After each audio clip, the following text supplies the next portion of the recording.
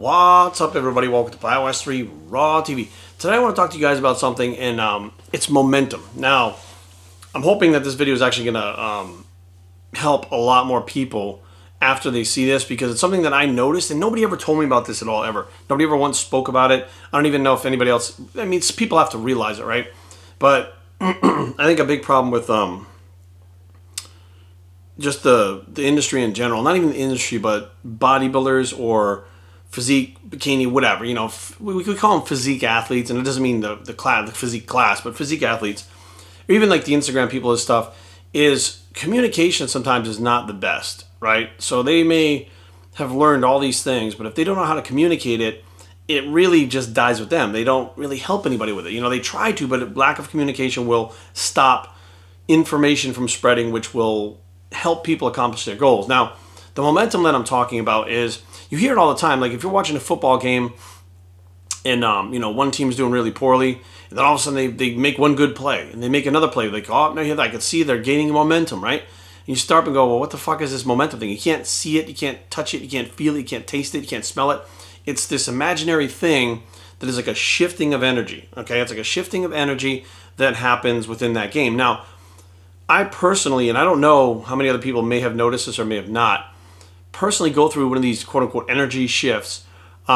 Usually not when I'm bulking, because I don't bulk, right? But when I was bulking, I would just like launch into it. I never had a problem trying to gain weight. I just had a problem gaining weight, but I was trying like a motherfucker. But a lot of times dieting is not the most appealing thing, right?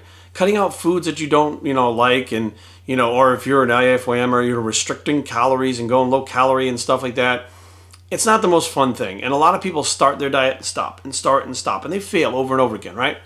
And eventually they just give up. A lot of people just give up. Some people are tough enough to go through it, but a lot of people just give up because they're like, I can't fucking do this, right?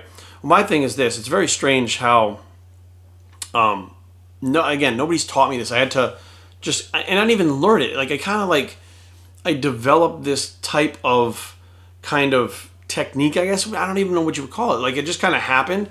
But I noticed that after the first time I realized it was happening, I realized it was happening over and over and over again every time I did a cut. So I was like, okay, this is actually a phenomenon. It's not like me imagining that just this one time this happened. So what happens is I'll start my diet, like let's say, I'm just do like an example. So let's say I'm eating 4,000 calories or whatever the case may be, right? And a lot of people, what they'll do is like 4,000 calories, and all of a sudden like Monday comes, they want to start their diet, they'll go to 2,000 calories. They'll drop 2,000 calories in one day. And it's okay, that's my new macros, and then I'll start cardio, and blah, blah, blah. Their body goes through a sense of shock. Their fucking blood sugar drops. Their brain goes fucking nuts because it's looking for energy, and it's too big of a drop. The hunger signal kicks in. They wind up going off their diet.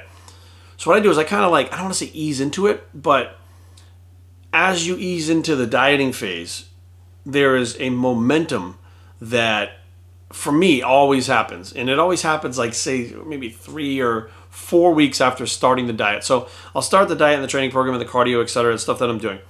And the first week, I'm okay because, you know, it's new, you know, whatever. I don't really drastically cut my macros at first. I add some cardio in, manipulate the macros a little bit, still training the same way with weights. And by the second week, you know, I have some hunger that kicks in and the usual stuff, right? Hunger, a little bit of tiredness. Your body's trying to adapt, it's trying to adjust. By about the third week is when you really just, you wake up one morning and you look in the mirror and you're like, wow, I actually do look a lot leaner. Now you've noticed it a little bit, your clothes fitting differently and stuff, but there seems to be like a morning. You just wake up and you just look tighter like everywhere, right? Excuse me. And then when I see that in the mirror, I get on the scale, I look, I say, fuck, you know, my weight is down. Let me just see how I look in the gym today.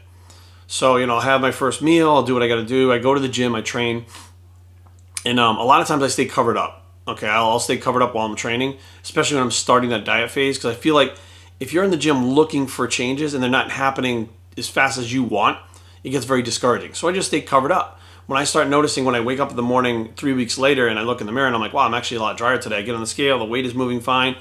Then I go in the gym and I take the hoodie off, the long sleeve tee, you know, whatever I'm training in, and I'll train in the tank top.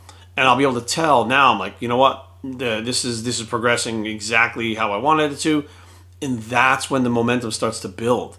Now what happens is, like, when I go to do my cardio, like when I first start my cardio, like I do cardio year round, when I first start increasing the cardio a little bit, it's hard. Like, I don't like cardio. I fucking have never liked cardio. It's just fucking bullshit to me. I hate it. but it's a necessary evil for myself and many other people to get to where they need to be with their fitness goals as far as being lean. So when I start doing that cardio in the beginning of the cut, I mean, that's the worst part for me. It's not even the diet. It's actually the cardio. And I'm kind of like slugging along. I'm walking on the treadmill at like 2.0. I'm like, you know, this just fucking sucks. I'm almost like feeling sorry for myself. It's really the mindset. It's not my body. It's my mind that's not keyed in and doing what fucking it needs to do to make that more productive. So in the past, when you're doing a cut for a show, it was different because you had a date for the show and you were running out of time. So you had to flip that switch on and get out there and literally just be go, go, go right from the start. But now it's a little bit different, right? So you want to do these cuts like this. I'm on the treadmill kind of slugging along. But when that 3-week mark comes, and I'm noticing that this is exactly where I need to be right now, and it's really kicking in, like my metabolism is speeding up. Now when I hit that cardio, it's like, okay, we're going from 2.0 to 2.5. Like we're jumping that shit up, and I'm fucking on there. I'm happy I'm out of breath because you can see and feel what's going on in your body. You're building this momentum towards the work you're going to do. Like you're motivated, you're inspired, you're wanting to work harder rather than give up when you figured that the diet and stuff wasn't working or you were too hungry or whatever the case may be. And as that momentum builds, every day I'm dead set. I get in the gym. I can't wait to train. I'm in there. I can't wait to do the cardio because I know that cardio is helping me make me lean. You know what I mean? What if I do keto, which I've been doing for about maybe a week or two now? I've been doing low carbs, carb cycling, keto. I've been experimenting with a few things. When I drop into keto, it gets so easy to stay away from carbohydrates that it's that momentum. Like you're motivated. That momentum motivates you to get more strict, to be more extreme, to push harder, to cut those carbs out when you would normally have maybe 50, 60 a day instead of 30. Drop them down to 30 for 4 or 5 days. Like you have that motivation from that momentum, and it builds and it builds and it builds. By the time a show would come, you're dead tired. I mean, you are just fucking, you're ready to just quit everything, right?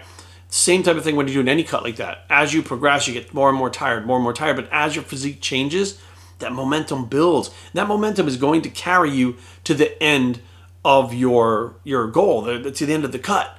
But the whole key to the whole cut in general, to being successful, is making sure that you don't give up. Okay, if your progress is a little bit slow, you don't say, fuck it, I'm having a cheat day today. If progress is a little slow, you don't skip cardio. If progress is a little slow, you don't skip training. Okay, if progress is a little slow, you don't not use your MyFitnessPal app.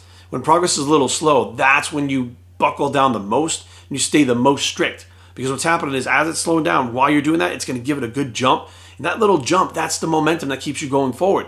If you keep doing the things that you're doing where you get slow progress, it's discouraging. 95% of people never even accomplish their goal if it's too slow.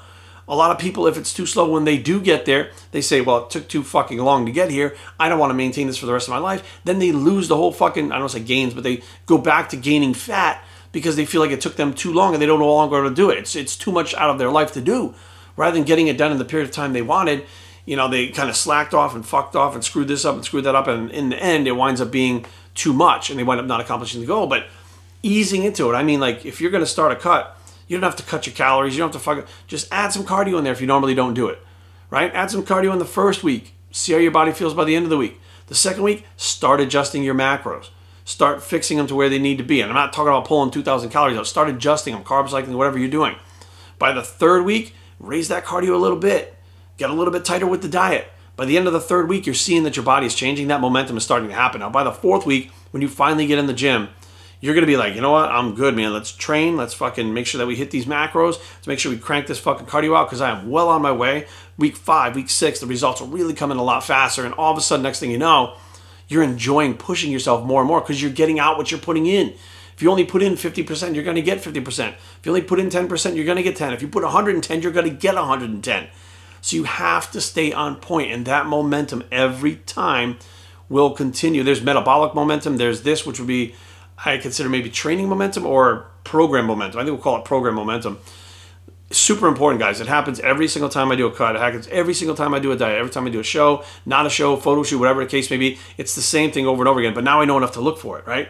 Now I know that by week 3 and 4, that momentum will just going to push me forward. Like it's going to give me kicking the ass forward, so I'm moving forward. So all I have to do is make sure that I stick to my plan those first 3 weeks, do as much as I can, push as hard as I can, and not give in. You know, not give in to that morning when it's dark out and you get up and it's cold and it's snowing out and it's dark. Guess what? I'll shovel the fucking driveway and take my car to the fucking gym and go train. You know what I mean? Like you have to stay on point with those things. skipping sessions, whether it's cardio, training, fucking your meals up, you know, like if you're trying to gain weight, skipping meals is not going to help. If you're trying to lose body fat, you know, eating shit that you're not supposed to, going over your macros is not going to help.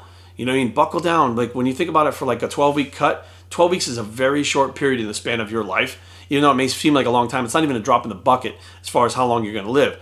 You should be able to buckle down for 12 weeks and do anything. If you can go to fucking boot camp, I mean, people go to boot camp every day for every military thing that there is. People go through fucking special forces training. If they can do that shit, you can do a fucking diet and a little bit of cardio for fucking 12 weeks. The bottom line is you just are too soft at this point. And if you're too soft, that's fine. Just start easing into it. Hell, if your momentum doesn't take place till week 5, 6, or 7 instead of 3, so be it, because you eased in slow. But don't give in and start something and stop and start and stop and start and stop, because eventually you just stop. That's how that works. BioShakeTraining@gmail.com. Leave comments down below, but don't fight. www.bioshake.com is the blog. It's the Metabolic Momentum Bicep. This is not metabolic. This is Program Momentum, and we are out.